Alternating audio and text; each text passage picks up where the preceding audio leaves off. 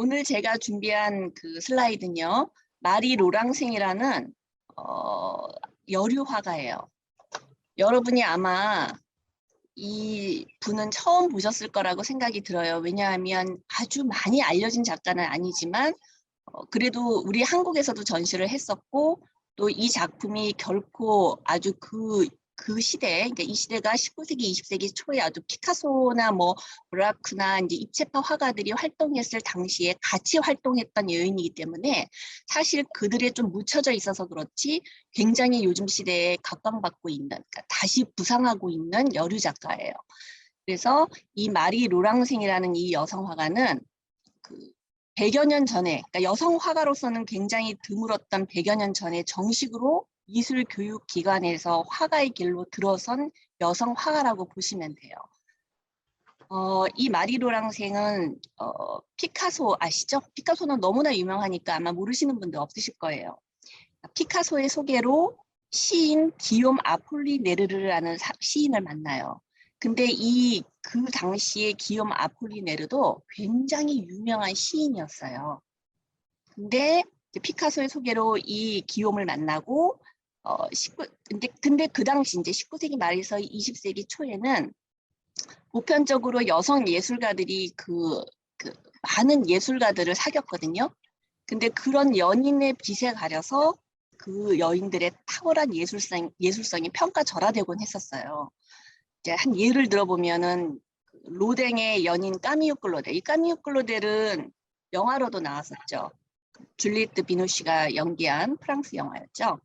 그래서 로댕의 연인 까미유 클로델, 그다음 디에고 리베라의 연인 프리다 칼로. 프리다 칼로는 다 아시죠? 예, 그 연인 디에고 리베라도 굉장히 유명한 그 당시의 화가였어요. 그리고 기욤 아폴리네즈의 뮤즈 마리 로랑생, 이 여인이죠. 이렇게 굉장히 연인들에 의해서 여성 화가들이 빛이 가려져서 그 당시에는 그렇게 평단에 아주 호평을 받지 못했었어요. 점점 사라져가는 이제 화가들이 되었던 거죠.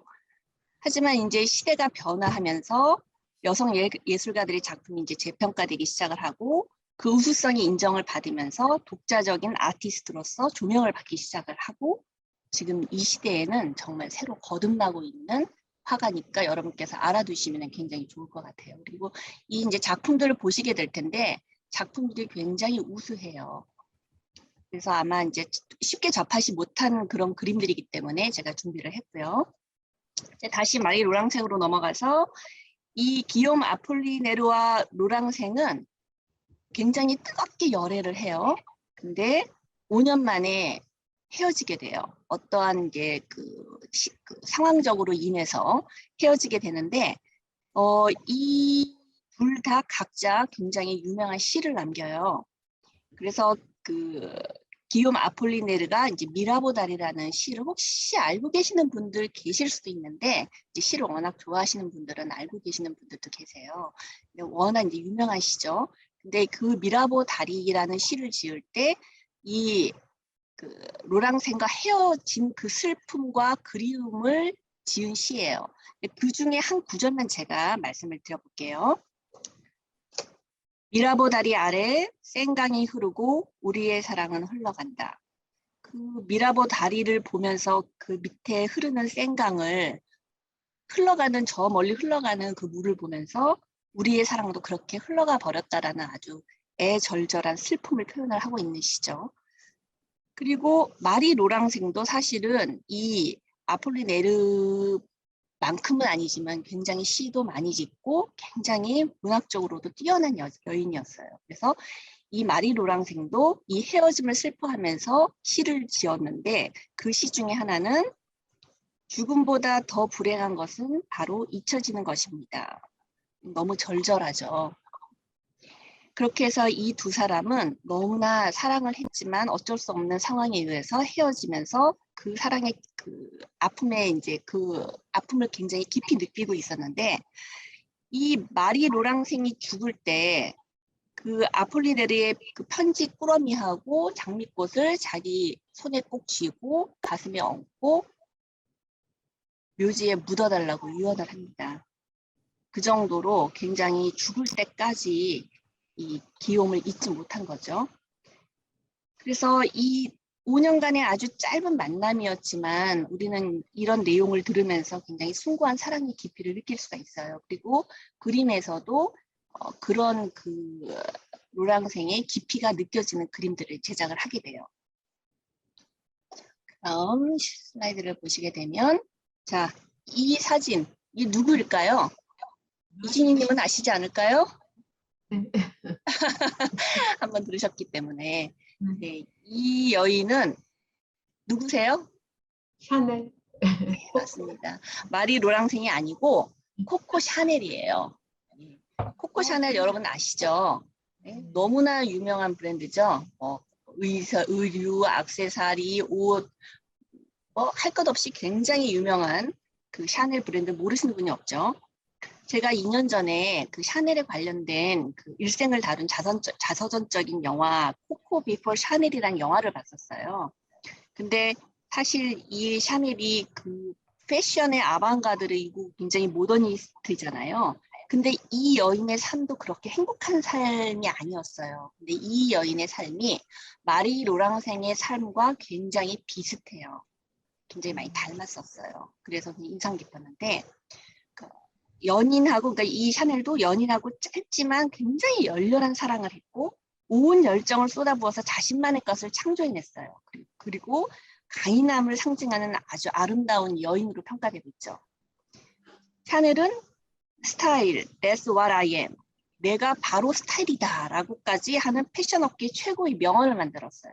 굉장히 멋있죠. 내가 바로 스타일이래요.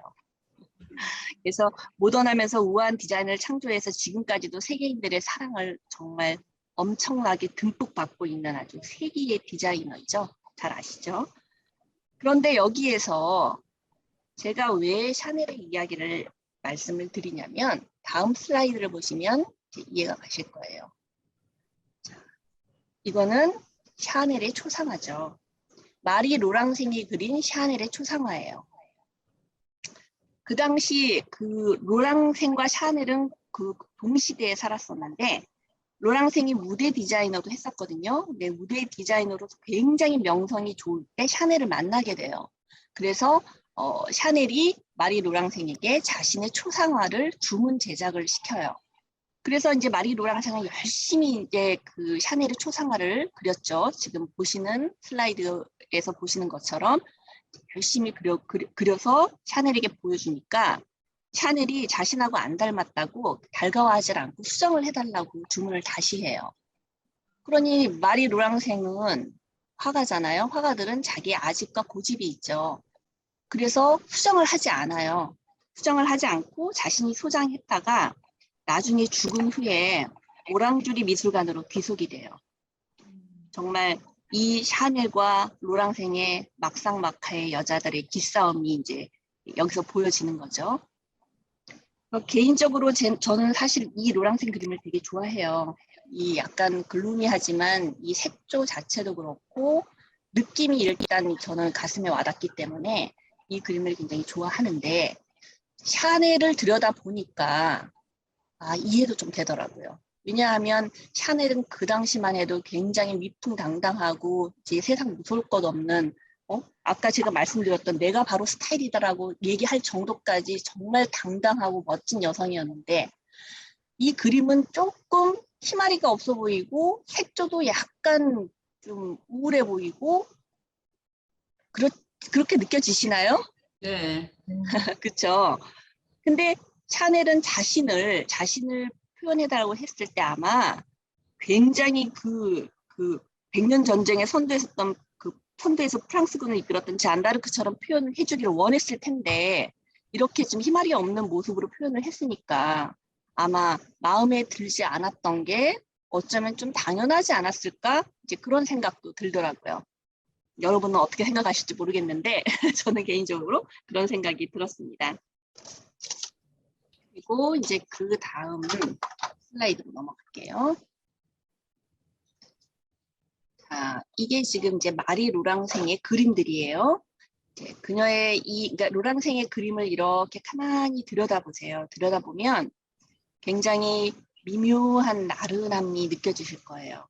컬러도 그렇지만 이 기법 자체가 어떤 덩어리감이나 굉장히 육감적인 여성을 표현한 것도 아니고 정말 실제로 있는 여성처럼 디테일하게 얼굴 묘사를 한 것도 아니고 굉장히 그 동화적이면서도 우아하고 우아하면서도 세련됐고 근데 가만히 보고 계시면 제가 조금 더 보여드릴 텐데요.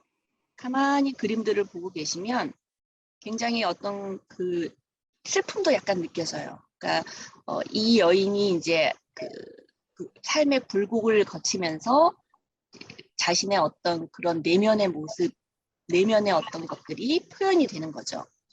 굉장히 어떤 그 아름다운 여성을 표현을 했지만 약간 1차원적인 굉장히 평면성이나 부드럽게 이렇게 배경과 스며들어가면서 녹아드는 듯한 그런 파스텔 색조 그리고 전체적으로 색조가 따뜻한 색조는 아니고 쿨한 색조죠. 쿨한 색조인데도 불구하고 그 안에서 어떤 따뜻한 그런 온기가 좀 느껴지는 그래서 굉장히 사랑스러운 그림이라고 저는 생각이 됩니다. 그래서 이 그 로랑생은 실제로 보고 똑같이 그리는 게 아니고 자신이 직관에 따라 자신이 보는 직관에 따라서 그림을 그렸다고 해요.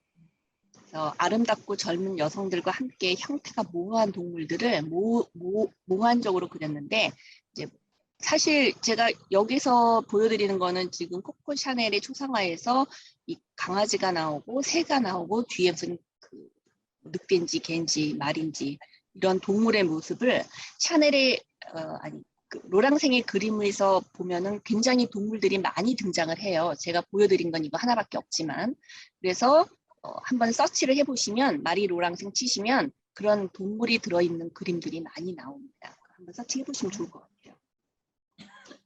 그래서 결론적으로 그 2차 세계대전 어떤 격동의 시기에 그때 남성 위주의 화단가 즉 그 당시에 가장 굉장히 급부상했던 화가가 피카소죠. 20세기 초반이니까 큐비즘이라는 것을 이제 큐비즘이 대두가 되면서 피카소란 작가가 굉장히 뜨게 돼요. 근데 그때 그럼에도 불구하고 그러니까 그게 뜨면서 피카소를 따라서 입체적으로 그림을 그린 것들이 그 당시 유행이 됐었어요. 어느 시대든지 이제 한 명이 딱 이렇게 아방가르드적으로 한 명이 뜨면 그 아류들이 많이 생기잖아요. 그렇듯이 그 피카소를 추종한 많은 화가들이 피카소식 그림들을 많이 그리게 돼요. 그럼에도 불구하고 이 마리 로랑생은 꿋꿋하게 자신만의 스타일을 구축을 합니다. 그리고 여성의 눈으로 응시한 여성의 모습과 여성성을 포착했던 최초의 여성 화가라고 평가받고 있어요. 그렇지만 이제 안타깝게도 그녀의 이제 그녀의 위대성이 세계에 알려진 것은 사후 30년 후라고 해요. 그 당시에는 여성 화가들이 많이 남자들에 의해서 좀 사장되었다고 얘기를 표현을 해야 되나요? 여성 화가들은 그렇게 평가를 제대로 받지 못했던 거죠. 지금에 와서 이제 제대로 평가를 받게 되는 거예요. 그래서 이 분이 마리 로랑생이세요. 자, 이렇게 해서 오늘 그냥 슬라이드는 여기에서 그 미술 감상은 마치도록 합니다.